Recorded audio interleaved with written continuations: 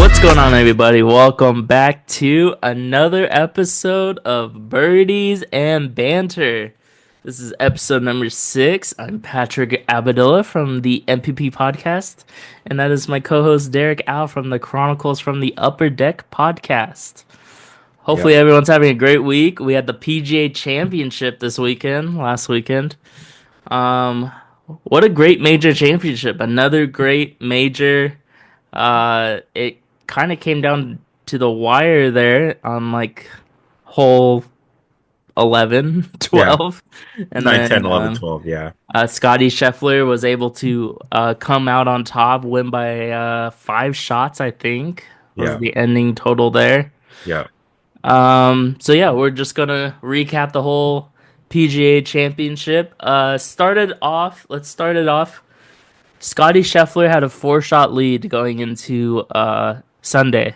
A lot of people thought he was just going to run away with it, maybe win by 6, and it'd be over by like hole 5. Derek, were you one of those people that did you think Scottie Scheffler was going to get it done Well, early? let's. I think it was who Paul McGinley on Golf Channel. He's like, well, Scotty's 2 for 2, or yeah, 2 for 2 in whole. He's on the leads at the 2 Masters he's won, and he made it 3 for 3. I think overall that week that he had, that was like his B+ game. That wasn't even his A+ game. His driver was going left. I think he made a little alignment adjustment on the 10th, 11th tee where John Rahm was nipping at his heels, Davis Riley. JT Poston was nipping at his heels too. So he made that adjustment and then it worked. But his irons, wedges, putter were on point. But yeah, that was like his B+ game. I mean, that's pretty scary to see the world number one win, like with a wonky driver, which by the way was non-conforming. His old driver was Jeez. non-conforming, which we'll get into that since I have a rules expert to the left of me on the screen here. Um, so yeah, it was a beautiful performance from Scotty. Virtuoso weekend, I would say. Thursday and Friday was interesting. I think everybody was on their Wikipedia looking up who Ryan Gerard was. Luke Donald turned back the clock for 5 hours to 2011. Johnny Vegas, I mean, I think he had a successful week. Played some big time golf consistently. We've seen a little bit of spurts of it.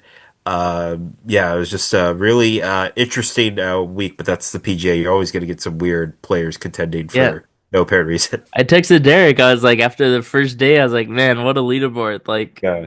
there were some no names on that leaderboard. I think the closest was Scheffler, and he was like 5 back, 4 back. Yeah, him, Matt Fitzpatrick also, I think was like the Yeah. only one. Keegan Bradley, who he's played well. He might play himself onto his own team in the Ryder Cup. But yeah, I love the long shot stories. Though I know we joke around and say we want the heavyweights, but I love the underdog stories, and Oh, we we almost almost had saw it it. for We we almost almost got had it for it. 36 holes.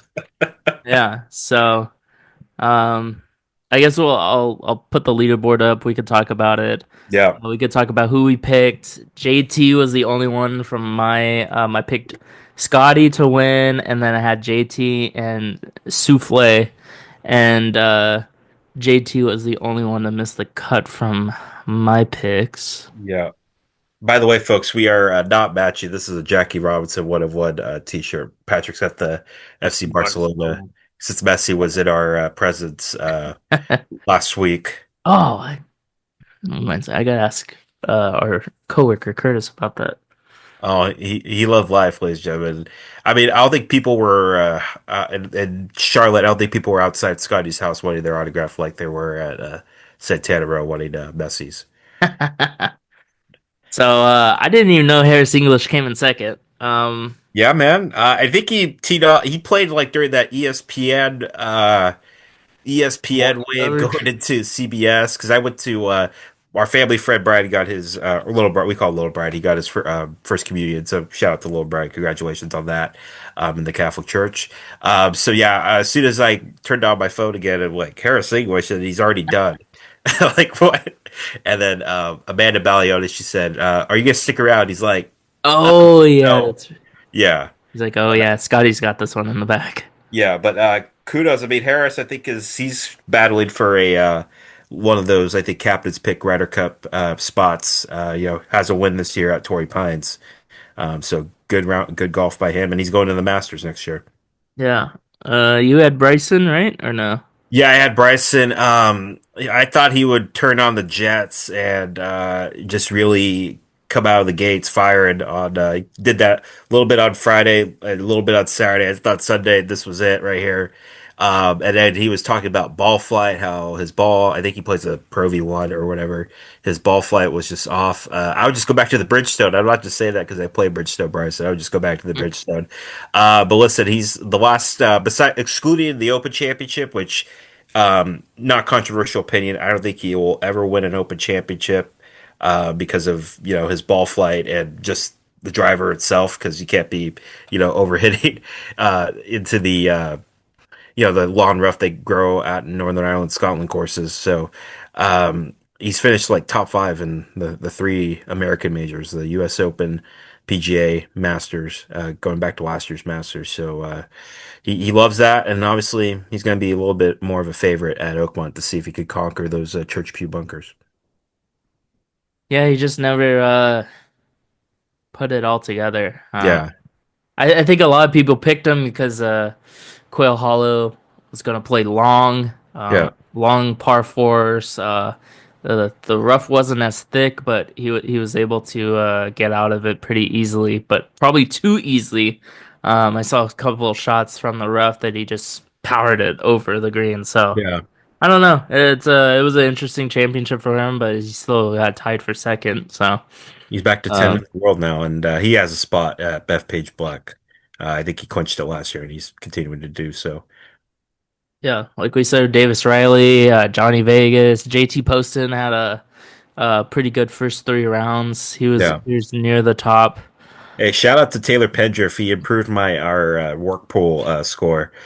I went from like second to last to I think like 15th. But I mean, our work pool was just, folks. The winning score, I believe. Shout out Ryan Neal. He won what 20 over, I think, or yeah, 20 over.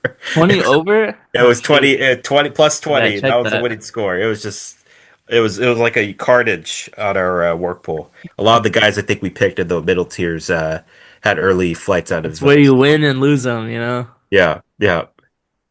Ryan Gerard was up there pretty high. Fitzpatrick, Keegan Bradley, John Rahm, man, Oh, he was tied for the lead. That's insane. And then he does he have the scorecard here? yeah. Yeah, and then that's his last three holes. So Yeah, that I think the turning point was 15 where he had a chance to birdie it and I don't know what in the world happened. He just like misread it and it came pushed close to it or going in. something, He right? pushed it to the right, to the left, and then it just it imploded 16, 17, and then 18 he hit in the water. But it's good to see John Rahm back, found his form. He's trending in the right direction. And I know obviously a lot of it's made of him going to live golf and just not being play a lot of competitive golf against the elite guys that you see on the PGA Tour. Yeah. So yeah, the captain Keegan Bradley. I know we passed Joaquin Niemann also gained his first top 10 finish, I believe at a major. So kudos to Joaquin and my boy Siwoo Kim. I mean, oh, I wanted him to win because just the hyperbole, or not the hyperbole, the puns that would come out of it. Ric Flair, the legendary, the Nature Boy, the wheeling dealing, keep stealing son of a gun Yeah. from Charlotte, North Carolina, and I would have said Si Woo Kid, one of the Woo capital of the world in Charlotte. That would have been my call.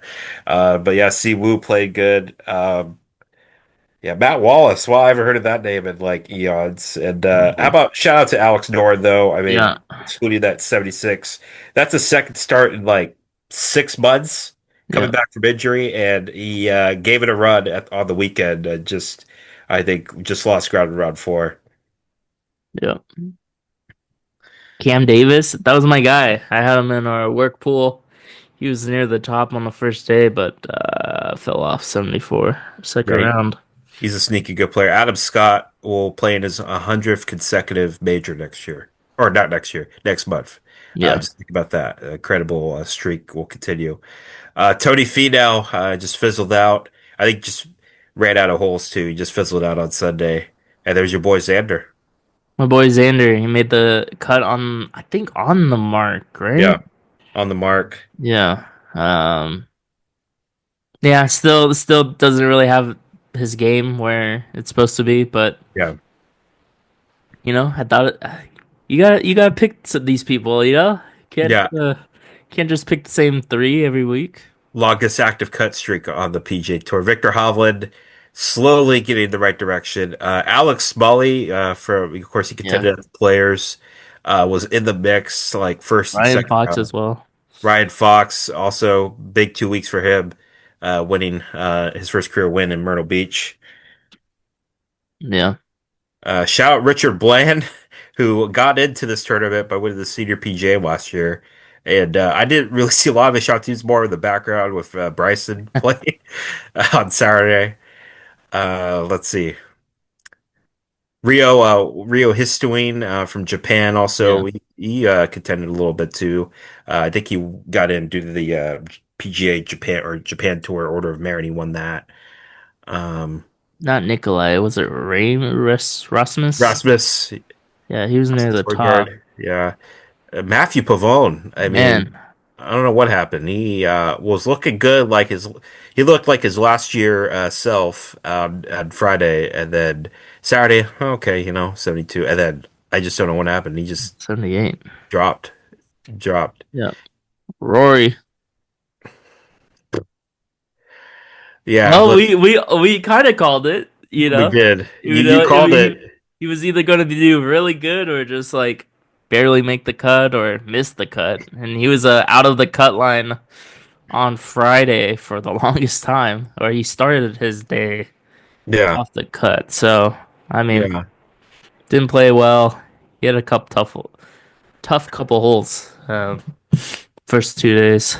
yeah. Of course, the non-conforming driver, and that was the talk of the whole weekend. And we'll get more into this after we go to the leaderboard. Colin Morikawa, slowly trying to find his game.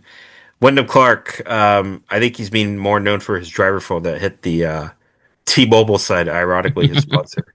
Have you ever thrown a club at a sign? Or like at a There's not many signs when I play, so yeah. no. I try to not throw my club anymore. Yeah. If I do hit a bad shot, I may just let go on the follow through. But I am not really a club thrower.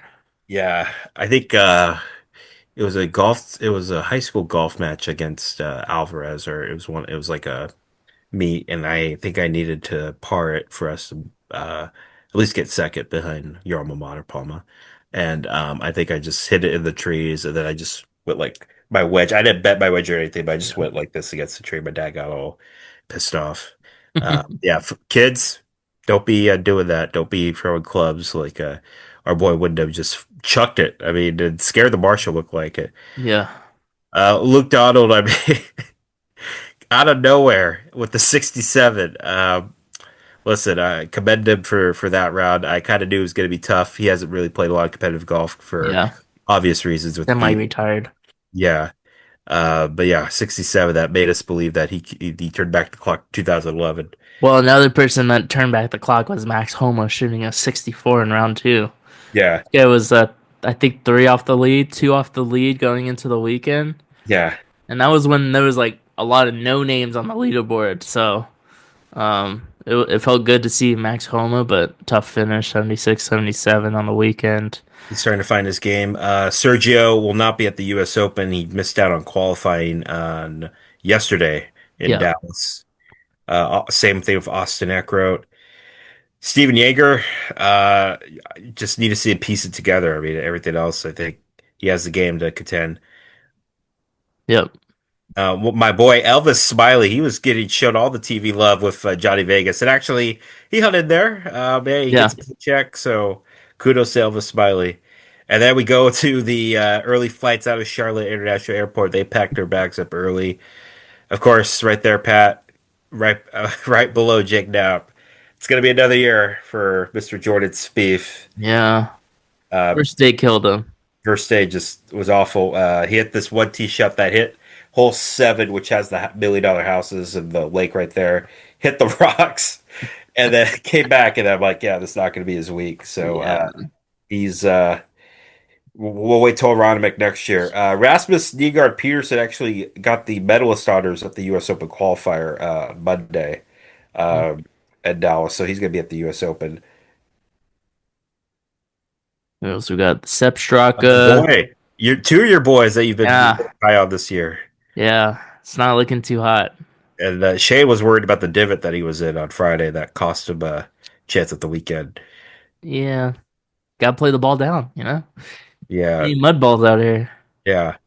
Akshay Bhatia, I'm a little bit surprised that this course would suit him, and yeah, just a couple lost holes that he had on Friday killed him.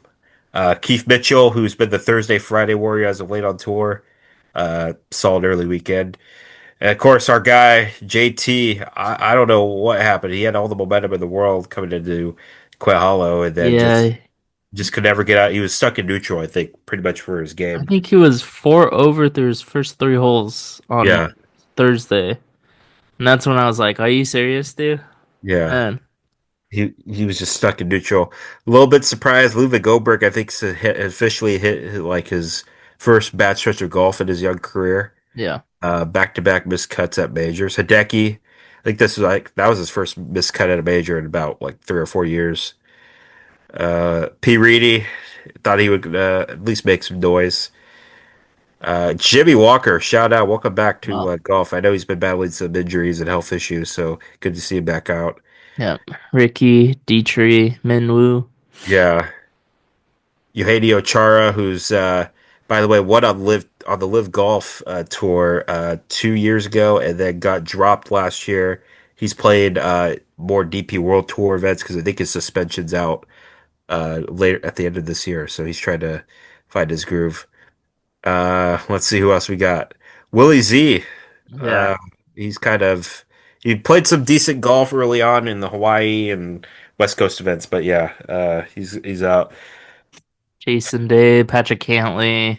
Cantlay, yeah, he hasn't found any form over the past Yeah, couple of years. Cam Smith, usual suspect. Sean McKeel, shout out 2003 champion at Martin Keimer. We all know why he won because that was not a waste bunker at Hazel or Whistling Straits DJ. Yeah, my guy Tyler Collette. I don't think anyone made Hey, the cut, right? No PGA no Pro. PGA pros, unfortunately, did not make the Yeah, cut. Justin Rose, a little bit surprised that he just had 2 bad days, bad week. Thought yeah, he would be a little bit of a contender. And then those two with the Watermaker trophies next to their name.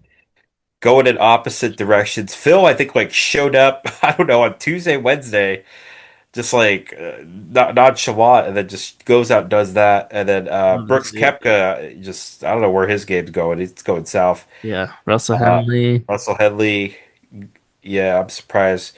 Carl Phillips, first major, won in Puerto Rico, the Stanford product. Yeah, First, only Sunday Red guy.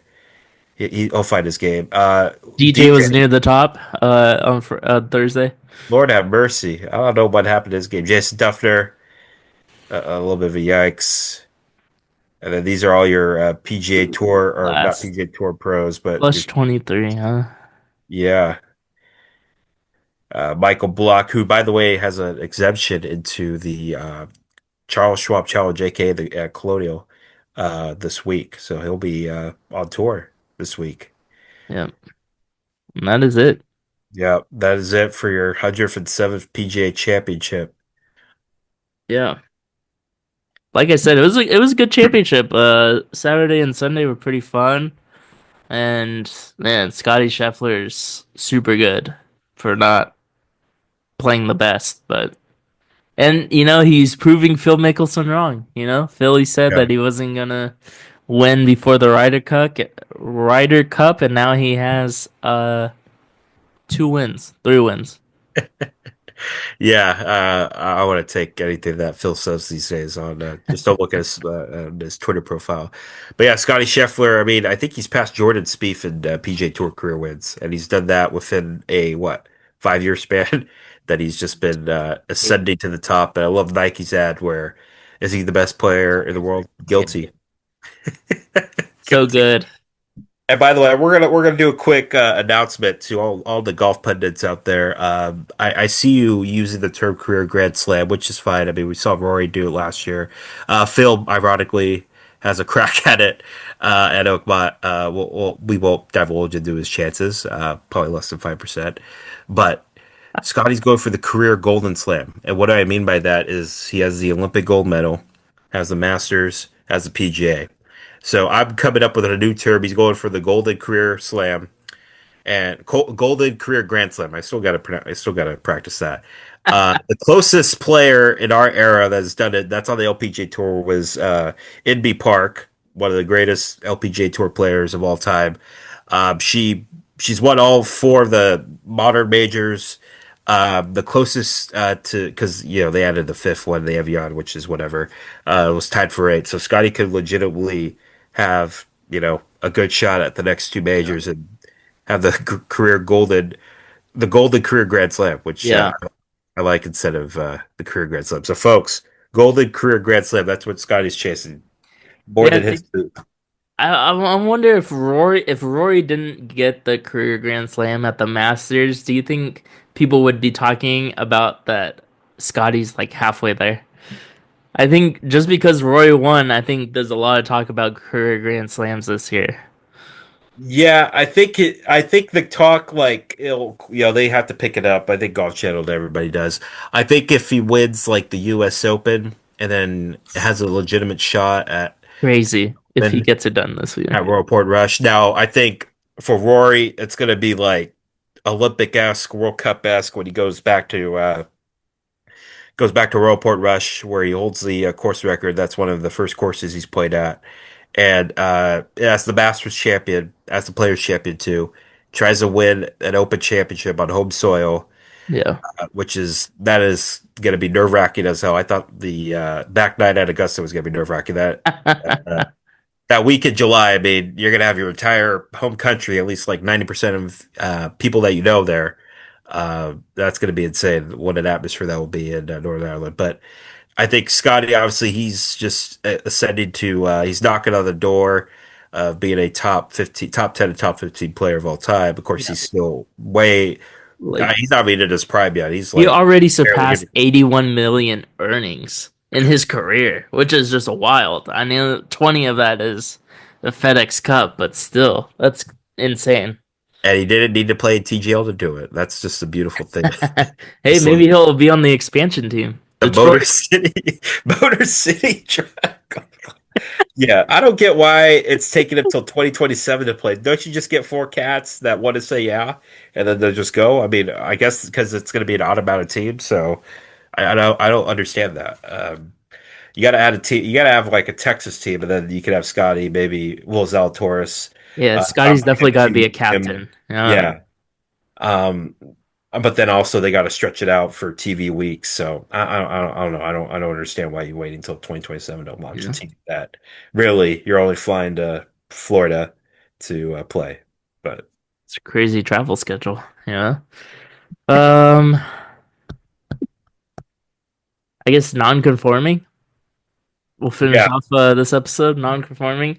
I guess non-conforming. the PGA they test drivers every single week, but Yeah, they only test three players out of the whole field. yeah. All right. And now back-to-back majors where I guess they tested Rory's driver at the Masters. They said it was non-conforming, which supposedly just means that all these drivers, the faces of the driver is just worn down, and Yeah, that's what makes it non-conforming because they beat golf balls on the range 24/7. yeah, So it's a lot of people are saying that they cheated.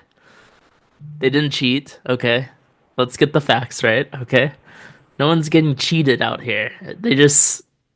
They're professionals. They hit the middle of the club face every single time. So yeah, that's my rant. yeah. That's all good. I think the easiest way to do it is when you check into the tournament. I mean, is it not? You just have your club, you have a guy there, looks at the driver, okay, whatever.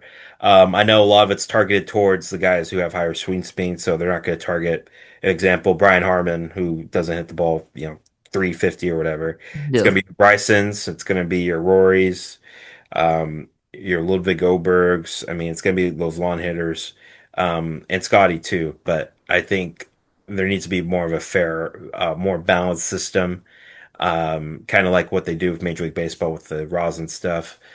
I think you just It need to just test everyone's driver. Does yeah, it test week at least before? everybody's driver, when they check in the golfer. It's simple as that. If it looks worn down, great, you can test it. These golfers got the equipment trucks right there who can fix a new one for them. So I just, I think a lot of people are making a big deal of it because Rory didn't talk to media for 4 straight days because he wasn't in contention. Story that's hello. It wasn't in contention. And then Scotty just like, hey, I won. I'm gonna rip off the band-aids that way you guys don't annoy me when I'm at home. By the way, he is playing this week too, and in Fort Worth, he's playing the Yeah. Colonial or playing at Colonial. So yeah, it's just a really bizarre scenario. Um, yeah, I think there needs to be a way. There needs to be a better way to go about it, especially at majors when you got all these like rules officials there that can just go around. Come on, you can. There's a better way to do it than hey, we're gonna pick random 10 to 12 players randomly. That's kind of seems like a little targeted. So I think there's Yeah. it's a balanced way to do it, and I think it's just simple. Check in. Okay, boom, there you go. Yep. That's it. Yeah, that's it. Patrick got a haircut. I clean shaven because we're entering summer. It's gonna be the temperatures are warming up. Hopefully they're warming up where you're living and you're starting to play golf like Scotty and Rory. Yeah. You got US Open at Oakmont's next major. Should be a fun one, should be an interesting one. The course looks fantastic. Rough is thick, That's gonna church pews in the bunker, big greens. It's gonna be fun. So, Folks, have uh, you ever seen a NASCAR race that gets rain delayed multiple times, that you see like multiple car crashes? That's what's going to be like at Oakmont. You're not going to see a 59. I'll be shocked if we see a 59. They might be using non-conforming clubs or taking steroids. Who knows? But you're going to see either a four underscore to like +4. I mean, it's not yeah, going to be a runaway. It will they be, turned the heat up on the yeah. US Open. It's So, no joke that Oakmont's like one of the best, golf courses. They will host the most U.S. Opens as of when they get it. But it's gonna be a fun test. And I'm looking forward to the card edge, and then obviously the players are gonna whine and complain like that. We always do. But should be fun seeing the card edge unfold at Oakmont, and we'll see who survives the church pews. yeah. So, Derek and I will study up these next tournaments, see. We'll probably pick the same three people that we've been picking. Maybe Shane Lowry gets his act together and Sepp Straka, huh? Maybe Or, we'll pick them again. or Why not? maybe Phil with his four wellness coffee is gonna shut my ass up and gonna do the unthinkable, bed father time one more time, and with a career grand slam. Yep. On that note, we'll see everyone in the next one. Peace out, everybody.